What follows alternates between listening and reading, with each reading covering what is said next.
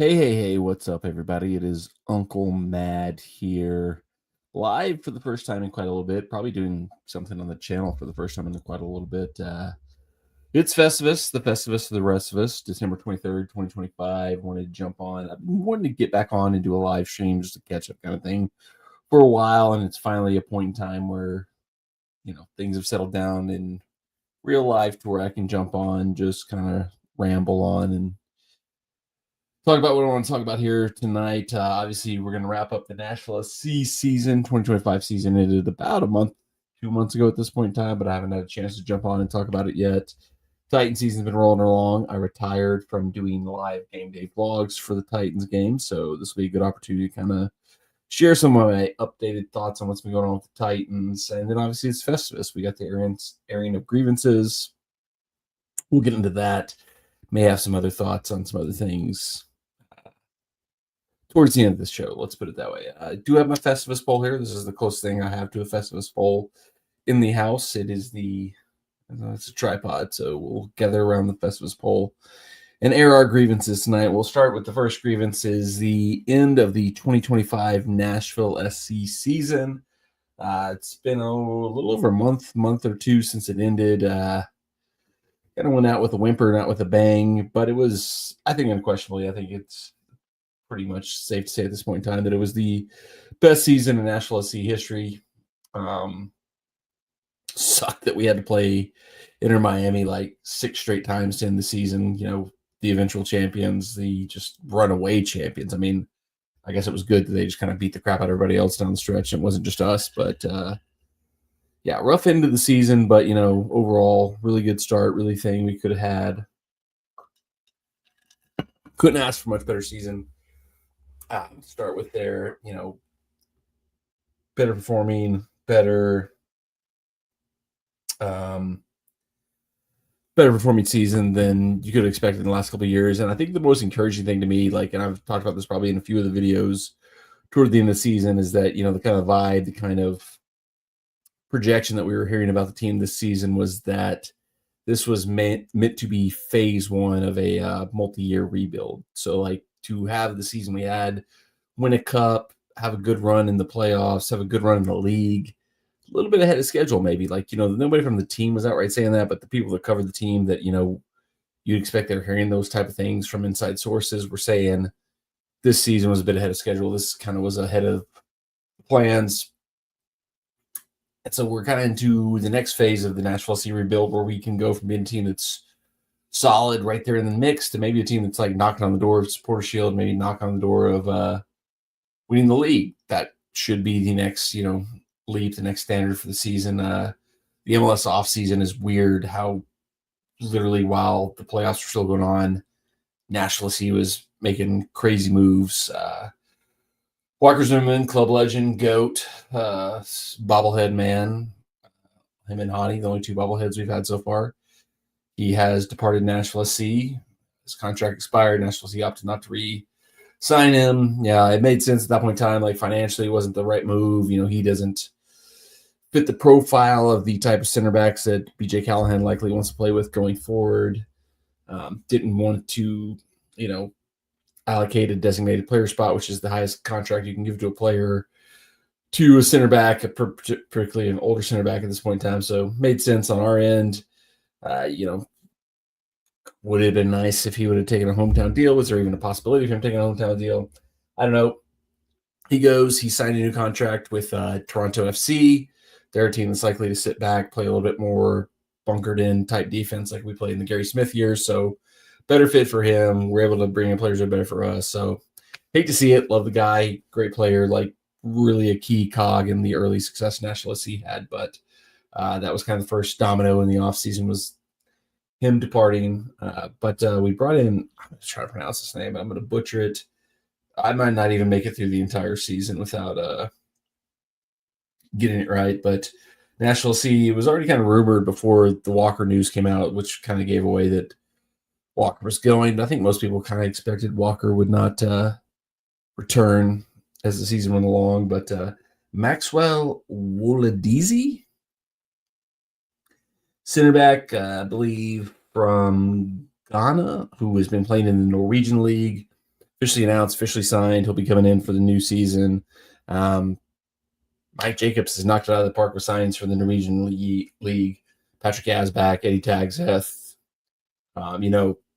Not the same league, but Hadi Mukhtar came from the same region, those same type of leagues. The leagues that are kind of off the map in Europe and might have some good players that just can't quite break through to get to the next level in Europe. So high expectations. He looks like a player that might fit the profile of what BJ wants more. Him, Jackson Palacios. We also signed a young center back traded with Orlando. Be interesting to see what that means for Jack Maurer. There's a lot of questions about Jack Maurer's future because he is kind of the player that looks a little bit of the odd man out in terms of who fits the profile of what BJ wants and who might yet be moved on as the offseason continues for Nashville SC. But that was the big stuff. For a while there, it was interesting. Joe Willis was not retained. His contract option was not picked up, but it came out literally I think it was only a week or two later that Nashville SC signed him to a new contract. So obviously it was a situation where they were prepared to move on, prepared to pick a new number one, weren't going to pay him, top level money that he'd been making with his current contract. But, he's comfortable here in Nashville, comfortable kind of fading into Bolivian into the background, not Bolivian, fading into the background, letting apparently Brian Schwecke. I'm not sold on that. I'll get this more. So apparently, from what we've been told is that the plan for Nashville SC's goalkeeper position is that Brian Schwecke is the new number one. Joe Willis has been re-signed to a smaller, more team-friendly deal to return as the veteran backup. But I don't know. I thought Brian Schwecke was good in moments in the U.S. Open Cup. I didn't see anything to me that if I was Mike Jacobs, I would have said, this is the guy. We're moving forward. This is our guy for the future. I actually thought, when we didn't initially re-sign Joe Willis, we were probably going to make a big splash and go after maybe not a top goalkeeper, but bring in a new, somebody that would be a new competition for number one. I did not think we were just going to sit there and say, oh, Brian Schwecke's our number one, but the, club hasn't said this, but, once again, the people who cover the club who seem to have the inside information have pretty much confirmed that the plan for right now is that Brian Schwecke is goalkeeper one. Joe Willis, after initially looking like he was gone, has re-signed to return as the backup, veteran emergency thing, which is, I don't know, from a club management, personality management situation that I don't know the personalities. Maybe they can all get along in the background, but I don't know how good of a thing it is to have the guy who has been the only starting goalkeeper in Nashville SC history brought back to be the backup, and you hand the reins to this new young number one.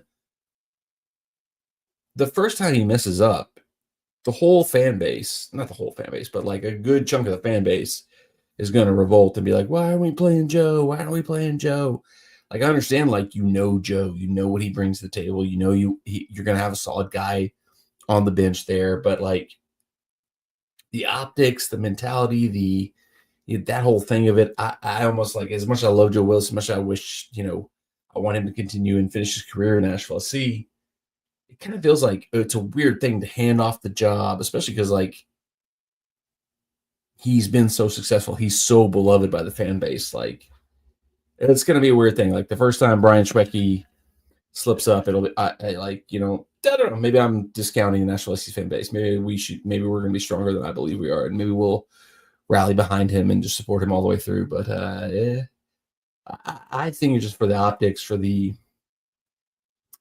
if you're fully backing Brian Schwecke, if you're fully telling Brian, hey, you're the guy, bringing back the guy he backed up all of last season to be his backup when he's a club legend, all-time great.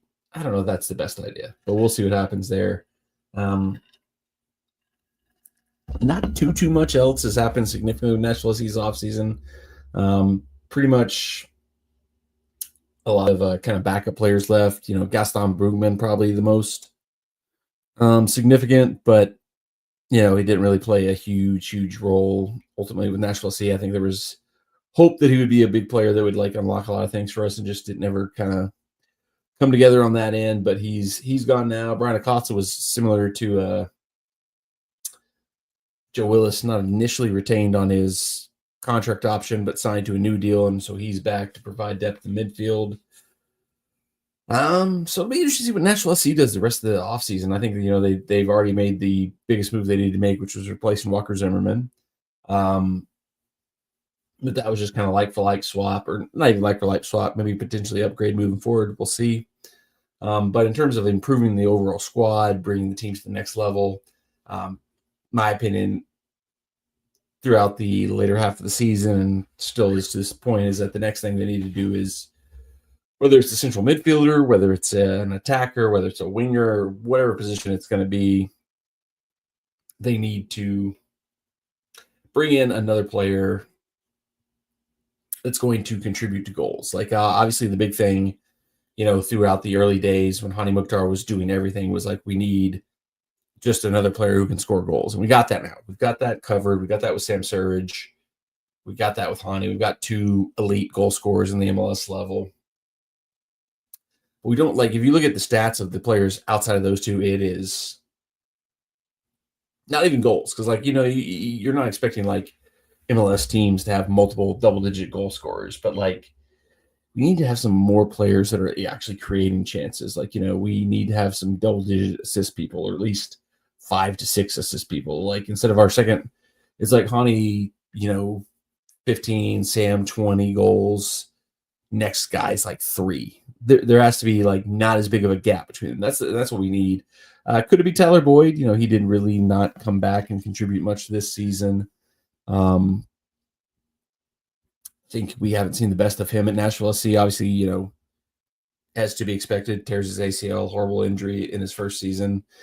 Doesn't really get the chance to really fully come back this season. So maybe he's the guy who can kind of get back to what we wanted him to be in the first place next season. But I just think, there's got to be one more player that comes in that opens things up, that whether they're the one who scores goals or they're the ones who sets up goals for others, we need one more player.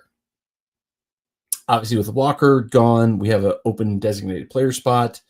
Most of the chatter coming out of Nashville SC, once again, from the sources that, kind of cover them and know the inside info, seems to be that Nashville SC is leaning towards not doing 3 designated players. The new model that that MLS is giving teams the option to is either 2 designated players for U22 initiatives, or I believe 3 designated players, 2 U22s. Looks like Nashville SC is looking into the 2 designated players for U22s, which this is probably all bumble. If you're not an MLS fan, this is not going to make sense to you, and it's probably not worth your time to look into it. But basically, it's how all the weird roster mechanisms work in MLS. Basically, instead of going and trying to find some kind of high-priced third DP veteran player, Nashville SC will spend the money to get a player to jump from South America, Europe, Mexico, who's in their early 20s, who maybe is not quite ready to jump to a top European team. Similar to Yazbek, our current players, Patrick Yazbek, Johnny Perez, and I believe Ahmad Kassam. Those are the current U22s. So that's kind of the profile you're looking at, the U22s. Sounds like that's probably what they're going to do with that extra spot right now, as opposed to a third designated player. But also it kind of looks like that might not happen until the summer, although there has been some reports that Nashville SC is potentially signing a Costa Rican striker who plays for the Costa Rican national team, who's only 21 years old. Looks like he's got a really good profile.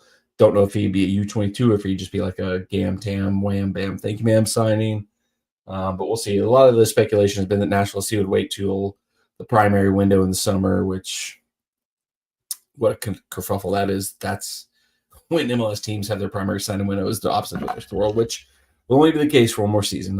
We'll talk about that more as we get closer to the changes, but obviously some of the big news in the MLS offseason is that MLS is basically 1 year from now going to flip their schedule to match the rest of the world. So that'll be good, but for now we're kind of in the pattern we're in now. But like I was saying, it is late breaking news. I've been following along on the Discord channels of Nashville SC. Sounds like we may be signing a young striker from Costa Rica, as well as a potential left back who may be the successor to Dan Lovitz from Portugal. It's always funny with MLS. European soccer at this point in time, as much as he's like a troll and like a paid person for certain entities of certain, nations. Fabrizio Romano is unfortunately the best source for news when it comes to transfers and stuff like that in European soccer. David Ornstein is pretty good too. Doesn't seem as paid off by certain entities. But when it comes to MLS, like at least Nashville SC signings, it always feels like our signings break from like random unconfirmed Twitter accounts in the country that player comes from, that 7 different Nashville SC fan pages have to then translate the news. Like, according to this report from Costa Rica, this guy's coming in. Ben Wright, who's probably the top Nashville SC, media person, has said the person who's reported the Costa Rican striker, who I'm not going to pronounce any more bad names here tonight, he said that guy who reported the guys coming in is legit, is a good journalist. So we'll see what happens there. But overall, pretty happy with the Nashville SC 2025 season. It kind of just, it sucked that it was Miami over and over again down the stretch that kind of did us in. It sucks that we're probably playing them a million times over and over again going forward. We're literally lined up to play them in the CONCACAF Champions Cup if we get through the first round. It's the Joker and Batman meme. I think you and I are destined to do this forever. So, you may see a lot more of me on my buddies, the Battered Herons podcast, talking about how badly they beat us. I think we're 1-12 against them in the current era, as I'll refer to it as. But disappointing end of the season. Obviously, there's only one team every year that can be really happy at the end of the season. But I think if you look at the bigger picture of what Nashville SC did, what they're building, what they could potentially be doing moving forward, we're in a good spot, and I'm excited for the future. Can't wait till February. We're literally like 2 months away from the next season starting, so we'll see what happens there. Titans-wise, weird spot. It's a weird spot to be in if you're a Titans fan, because obviously, like, we were not good this season. We were never going to be good this season. The thing you need the most is draft capital to move forward. But at the same time, you don't want the team to just be a complete disaster. This last week, so the Chiefs games, I'm not rooting for the team to lose. I'm cheering every time something good happens. I'm happy every time something good happens. I'm going nuts for the team.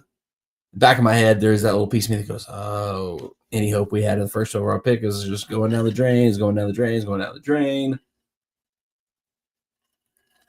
But ultimately, I think where we're at right now, the two biggest things the team needs to go forward are, we need Cam Ward to be growing as a player. We need him to be developing. We need him to be growing in confidence. We need him to be the guy. Like, if he's not the guy, if he is a wash, if you draft a quarterback first overall and that doesn't work out, you're dead for 10 years one way or the other. So if he's not the guy, we're pretty much screwed one way or the other. So that's the most important thing, is like draft position, whatever else you want to talk about, like, does not matter. He has to be the guy. He has to be good. And it feels like the last 2 to 3 weeks, he's putting some things together. The Chiefs game, the Chiefs are a dead fish. They're crap, but he looked good in that game. He looked like he's starting to see things well. He's getting good chemistry with all the different receivers, all the running backs, and everything like that. That's progress. That's the thing we need to see. The next phase is, obviously, coaching hire in the offseason has to hit. We can't miss on the coach. It's just like if we drafted the wrong quarterback, if we hire the right coach, that's another 2, 3, 4, 5 years down the drain. Borgonzi, Brinker, whoever you think is running the ship, I think you give them a lot of credit. They've had a pretty good draft class, like Chimere DK. And Mayor has been up and down, but he's been solid. There's been some other players that have popped here and there that have been brought in by them. So they've done a good job in their kind of first season, kind of running the ship. So can they build on that? Can they continue to take this roster up a notch, add more players, add more talent, find the right coach? That's the biggest thing. It's like, so as frustrating as it's like, we were a couple weeks ago, it's like, maybe we'll have the first overall pick again. We'll have all this leverage to trade and get some more picks. That's gone now. Now it looks like we're going to be like kind of some of the crappy other years where we're going to end up like somewhere in the 6 to 10 range in the draft, but I'd rather have our rookie first overall quarterback, face of the franchise guy, be building his confidence, be growing and learning things and getting better than the team just being a complete disaster. Because I mean, like the previous seasons where the Titans have been so bad, and like the only thing you had to hope for was like getting a good draft pick. That's just like the worst. Like that is the worst thing as a fan, is to like have to just watch your team and like not want your team to win. That's just never a good feeling. So I'm torn. Like it would be nice to be able to like say like, ooh, we're gonna like keep loading up with draft picks, but at the same time, like I'm glad that Cam Ward is looking better, that we're building something, that maybe something's developing for the future. So a lot has to happen to keep this going, but it's kind of all eyes on the offseason at this point in time. You know, we got the Saints coming up this week, and then one more matchup with the Jaguars. You know, it is what it is at this point in the season. Like, who cares? Week to week, who cares game to game? Just don't want the team to look terrible. Don't want anybody to have any like catastrophic injuries. Want to see progress, want to see growth. Yeah, I guess that's it for the Titans. Festivus. One more thing I want to get to, the airing of grievances. And to be honest, I mean, I think I've got out most of the grievances I probably had at this point in time. Like, I didn't really talk about Manchester United. They kind of suck, but really and truthfully, if like the worst thing in your life is that the teams you like, your sports teams, aren't very good, you know, you probably are doing all right. I mean, Manchester United has sucked recently. Titans have sucked recently. Vanderbilt football, my first favorite sports team I ever had in my life, had the best season they've ever had. So how can I be too terribly upset at that? The Braves weren't very good this year. They're, 3 years removed from being World Series champions. Nashville SC really has only had one bad season ever. So like, there's only so much, I can complain about if I'm going to do the grievances as a sports fan. Yeah. But I mean, if I really look back at 2025 as we're getting to that point of the year, we kind of reflect back on the year that was. I don't have too much to terribly be upset about. This was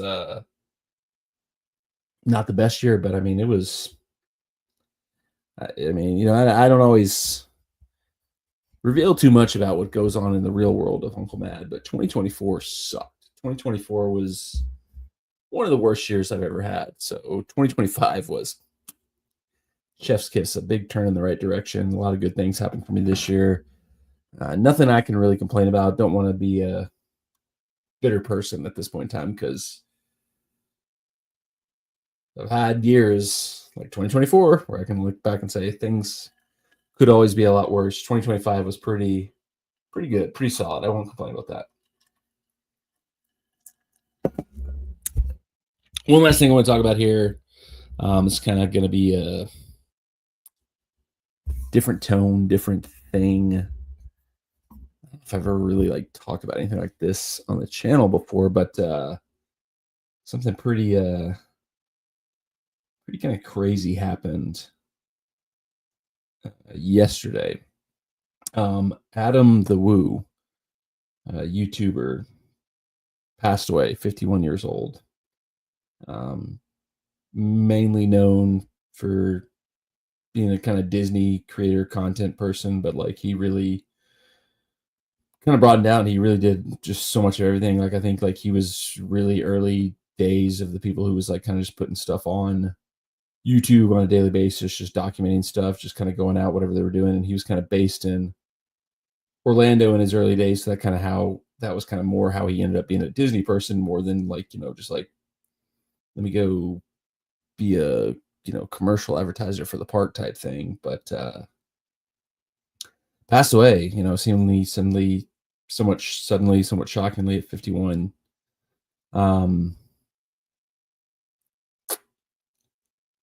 Yeah, I don't know. It kind of hit me in a weird way because, like, I don't know the person, I don't know the man, but watched his content pretty regularly over the last handful of years, and I'd probably say there's probably no body that's been more of an influence on the way I try to make videos here than him.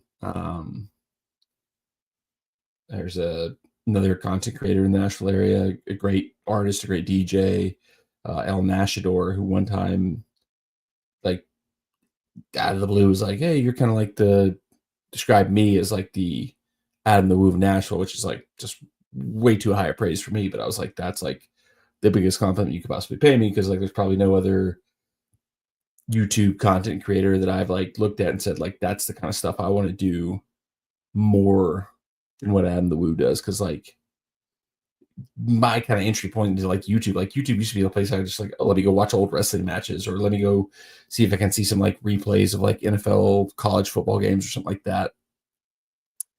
He was like the first dude I watched who was like making content that was like, it's almost like he had his own show on YouTube. I didn't like think of YouTube as that type of thing until I like watched his stuff. And then I kind of went down the rabbit hole of like, the Tim Trackers, the, Pagey Mr. Morrows, the 100 other Disney YouTuber people that were doing that. Cause that was like my main interest when I first kind of got into it, was like, I love Disney World. I love that whole bubble. And like, I'd been removed for it for a very long time before I started traveling back there about like 5 or 6 years ago. So those guys, those videos, those people were kind of like my re-entry point to kind of like catch me up to speed about what I'd been missing, and like the gap years I'd had where I hadn't been to Disney World. And then like, as I watched more and more of them, like, a lot of them were like kind of like, I don't want to shame anybody or like throw anybody under the bus. So I don't, but like you watch some of them and like they feel like they're a little bit shills at a certain point in time for Disney, where they're like, oh, this is so great. This is so great. Oh, I've been invited to this media event. Oh, I've been invited to this thing.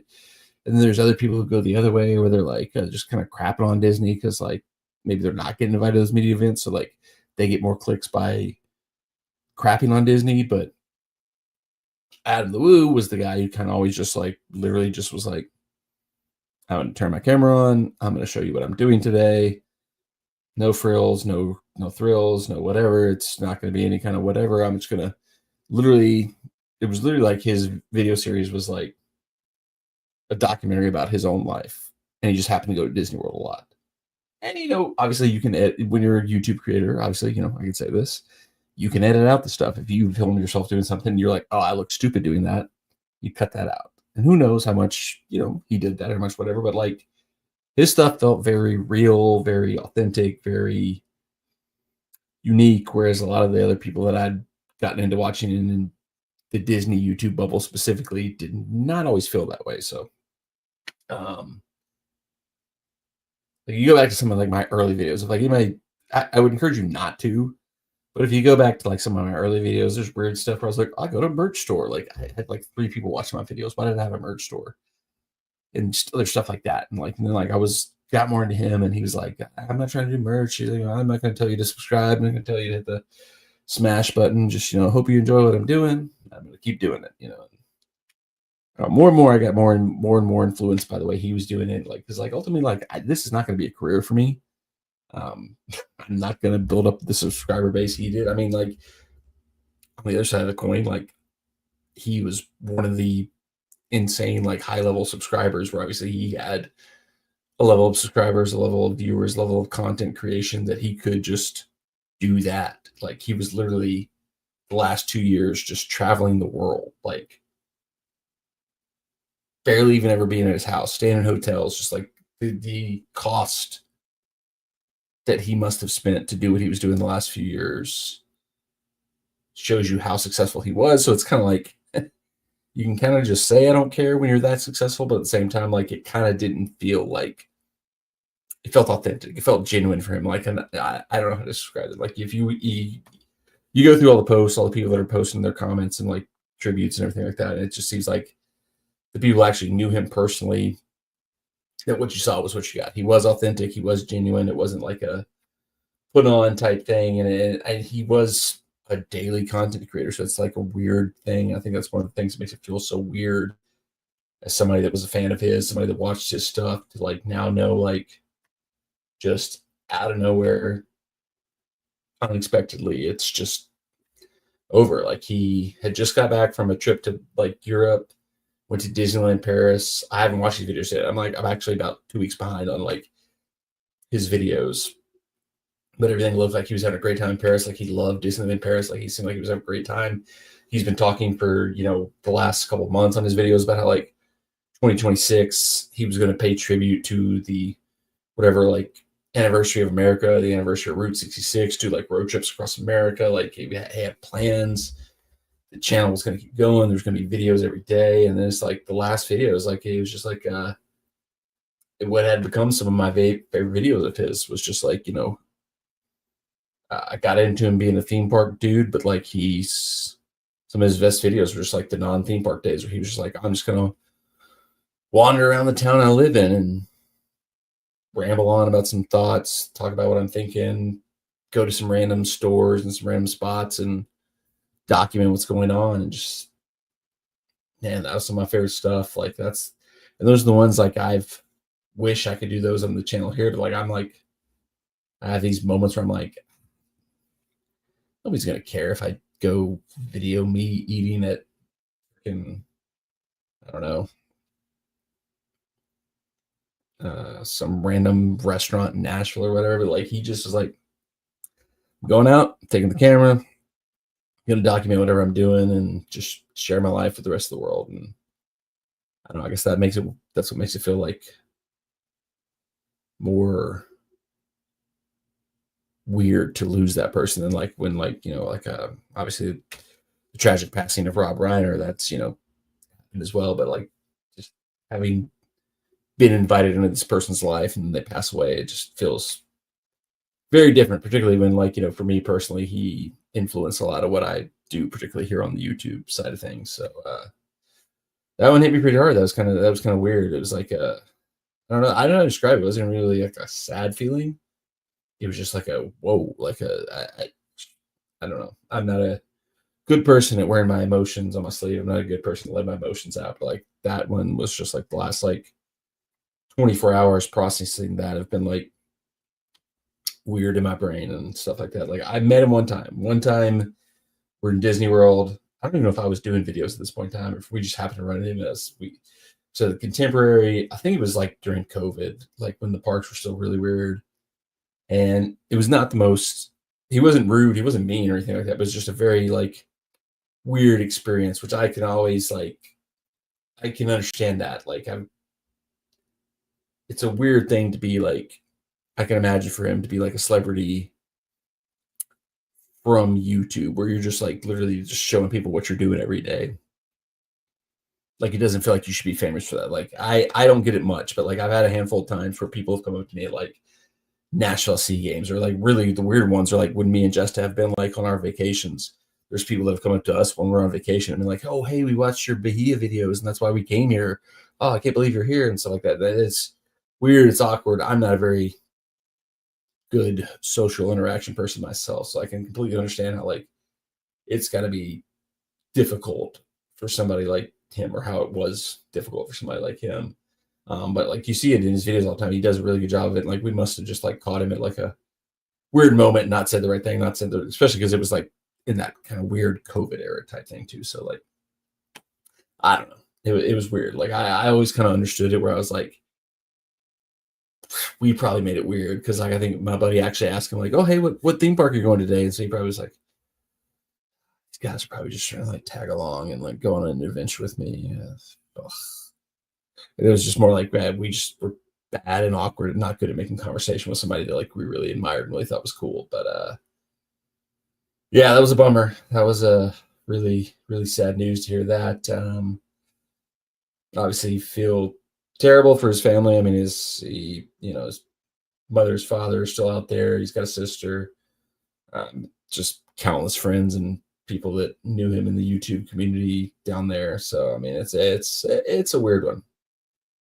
It hit me in a weird way. I'll say it that way. It put me in a weird way, but I just felt like something I had to talk about, even though it's not necessarily like something really relevant to what I initially do here on the channel, but because it's definitely something that had an influence on what I do here on the channel. So rest in peace on the woo. Thank you for all you did. We're gonna miss you, man. You did some good stuff out there, and This I honestly probably would not be still doing this YouTube channel for a few. Like I kind of was thinking about it today while I was at work. I was like, there's so many days where I'm just like, I'm gonna go do something. I've got this very nice vlogging camera that I could just keep in my pocket every single day of the week, and just anytime I want to pull it out and just like be like, who cares? This might not be the most interesting in the world, but let me just throw the camera on, record it, post it to my channel. And I've just been like too lazy to be like, I don't want to edit it later, or I don't feel like putting on the camera version of Uncle Mad today or whatever. And dude was out there just like every day, pretty much putting out a video, just whatever he was doing, going to a thrift store, driving around town in his golf cart.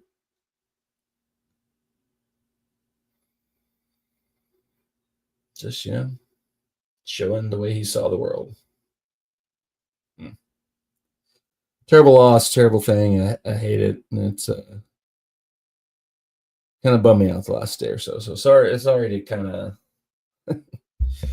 wrap this one up with a little bit of a bummer. Luckily, this was a little bit of a light viewing on at least the live version of this. So if you're watching this on the replay, sorry to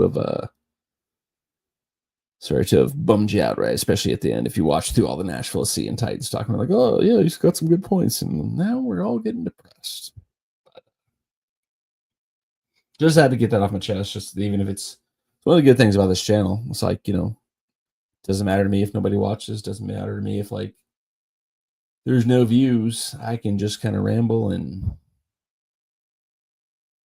share my thoughts, which I kind of think is the really that's the kind of biggest lesson I can take from out of the woo. So maybe 2026 is the year where just who gives a crap? I'll pull the camera out more. I'll record more. I'll go live more. I'll just throw more stuff out there. If anybody watches it, great. If nobody watches it, who cares? It's the benefit of having a YouTube channel. It doesn't matter. I can do what I want, say what I want, and it's my space. My space. There might be an idea there. Website, MySpace, Uncle Mad. Write that down for a future idea. Thank you, Adam the Woo. Rest in peace. You were huge influence, obviously, on this channel. I can't say that enough. Thank you to anybody who's watched this.